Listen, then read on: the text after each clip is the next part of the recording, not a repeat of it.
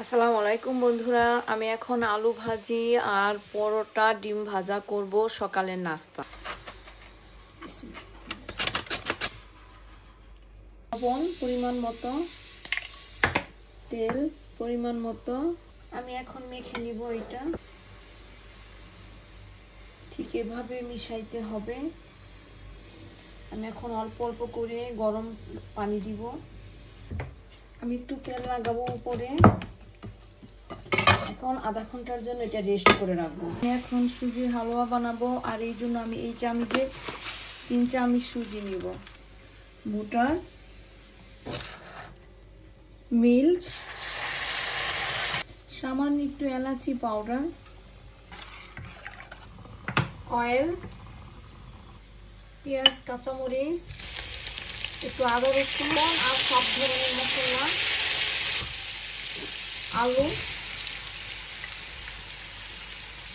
আলুগুলি আমি সুন্দর করে ধুয়ে ফ্রেশ করে রেখেছিলাম। চিনি এই চামচের 4 চামচের মতো দিয়েছি। সুজিতে একটু চিনি বেশি লাগে, তা নাহলে সুজির মিষ্টিটা বোঝা যায় না। আর মিষ্টি আপনাদের ব্যাপার, আপনারা কিভাবে খাবেন। কেউ বেশিও খেতে পারেন, কেউ কমও খেতে পারেন, এটা সম্পূর্ণই আপনাদের রুচি। তবে আমি একটু মিষ্টি বেশি খাই। আর সুজির হালুয়াটা হয়ে গেছে, আমি এখন এটা ঢেলে দিব। দেখেন আমার এটা কি সুন্দর একদম ভাজা ভাজা হয়ে গেছে আলুটা। এখন আমি ধনেপাতা কুচিগুলা দিয়ে দিব।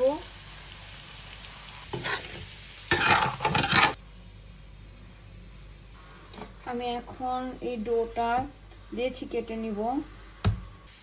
এভাবে একদম ভালো করে তেলটা ব্রাশ করে নিব। আমি এভাবে পরোটাগুলা ভাজ দিয়ে নিব।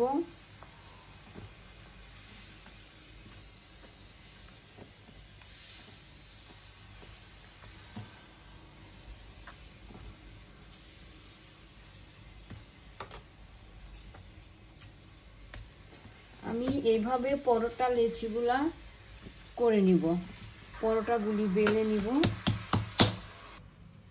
এখন আমি পরোটাগুলা ভেজে নিব।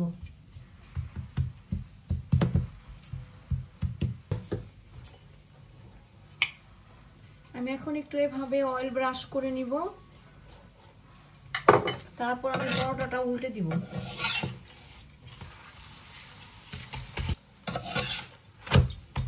দেখেন বন্ধুরা, আমার পরোটাটা কত সুন্দর হয়েছে, কত সুন্দর কালার হয়েছে। আমি এভাবে সবগুলি পরোটা ভেজে নিব।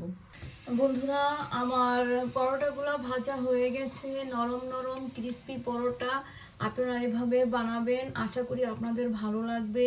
মরিচ, পেঁয়াজ, ধনেপাতা, লবণ দিয়ে এগুলা ঠিক করে মথে নিলাম। আমি এখানে 2টা ডিম ভাজবো। তেল, আমার ডিমটা ফিটে হয়ে গেছে, তেলটাও গরম হয়ে গেছে। আমি এখন ডিমটা দিয়ে দিব।